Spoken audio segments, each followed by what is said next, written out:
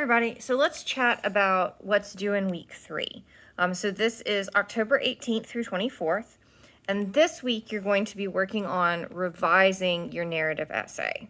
So I would suggest to you that the first thing you might want to do is go back and look at the narrative essay assignment and make sure as you're reading through that you're doing all the things the assignment asks you to do. Secondly, make sure that you read my feedback and comments and meet with me if you have questions. Then we're going to read some stuff about revision. So if you go into the folder for week 3, you will notice there's a section called the writing process, part 2, revising the essay.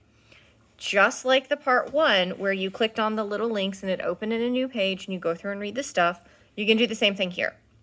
So there are sections on revising drafts, on flow, cliche, passive voice, conciseness, style, reorganizing drafts, reading aloud, transitions, word choice, and gender-inclusive language.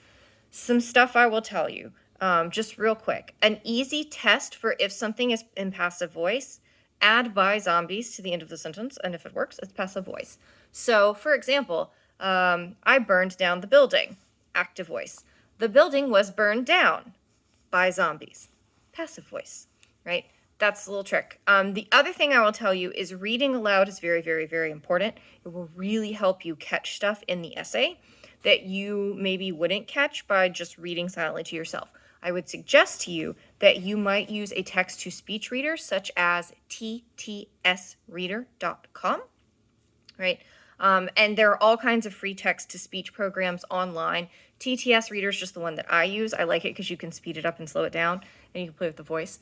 But either read it out loud to yourself or use a text-to-speech program to listen to it so that you can hear where periods and commas go, if there are sentences that are weirdly constructed. You can even hear spelling errors in the reading because when the computer's reading it, it'll be like, I don't know what this word is, and it'll mess it up, and you can be like, oh, I just didn't spell that right.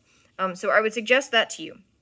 Then there is writing process part 3 underneath that, which is about proofreading. So editing, proofreading, articles, commas, fragments, etc., right? So you can read through all of those. And just like last time, you can come back to these throughout the class and the semester, right? Forever and ever, amen. So if you get further in the semester and you're like, I don't remember that thing about semicolons. What is a semicolon? Where does it go? You can always come back to this and look it up. It's very useful. Then you're going to revise your essay. And the only thing that is due this week is your revised essay. That's it. You just have to do the revisions based on feedback that you get from me, based on your own ideas about what needs to be fixed.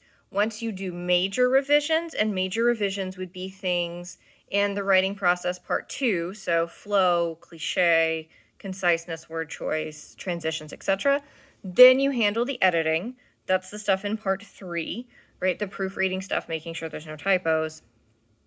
And like I said, any comments that I make, and then you turned in the revised essay by Sunday at midnight. Again, if you have questions, if you want me to read a paragraph you've rewritten, if you're not sure about something, email me. Just email me. I know we don't meet as a class, and so that can make, especially this first essay, feel a little bit overwhelming.